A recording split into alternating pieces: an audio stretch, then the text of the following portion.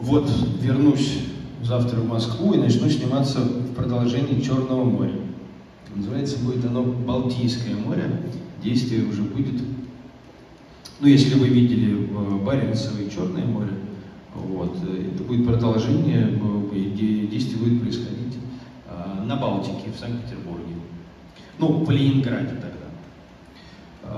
Надеюсь, мы должны были это еще запустить в прошлом году, но по разного рода причинам это не получилось, но вот запускаем сейчас, и думаю, что на следующий год, возможно, даже на 9 мая вы это увидите.